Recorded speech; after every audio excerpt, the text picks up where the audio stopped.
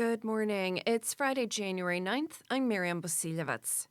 The winter road through Wood Buffalo National Park between Fort Smith and Fort Chipewyan remains closed until further notice because a crossing is unsafe. Access will be restricted with barriers installed today. Parks Canada told residents crews are assessing alternatives for constructing a new temporary crossing at Ferguson Creek, where an old crossing has failed. Aurora College says classes are resuming on January 12th after a cyber attack postponed the start of the semester. Some systems had been taken offline, but the college said there was no evidence of a data breach or ransomware being deployed. However, the college also said its self-service portal remains down.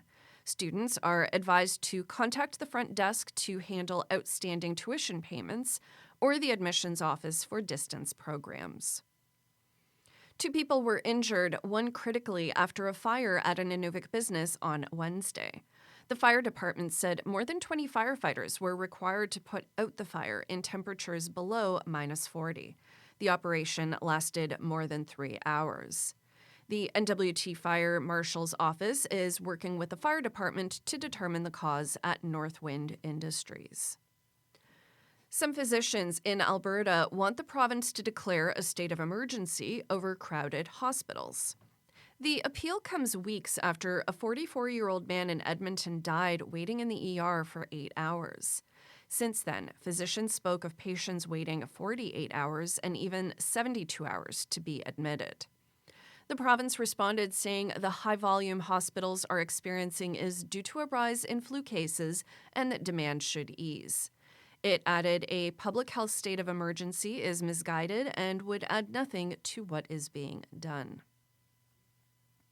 An investigation into a twin otter crash near Diavik Mine said Air Tindi pilots accepted unsafe practices as the norm. The plane, with 2 crew and 8 passengers on board, hit a hill while trying to land at a work camp in 2023. While nobody was killed, 2 people were seriously hurt.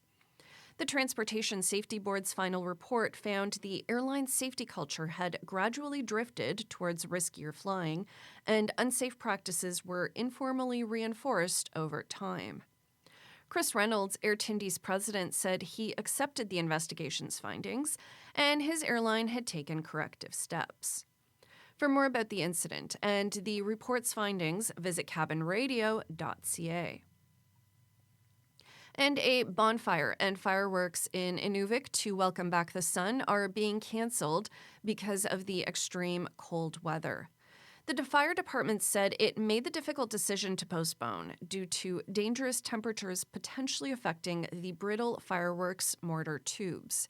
There was no suggestion that the remainder of the Inuvik Sunrise Festival schedule is affected. Your weather forecast for today: Yellowknife -28 with periods of light snow. Inuvik -34 with a few clouds. Nuriman Wells -39 and sunny. Hay River -30 today and sunny. Fort Smith -25 with periods of light snow. And Fort Simpson -29 with light snow.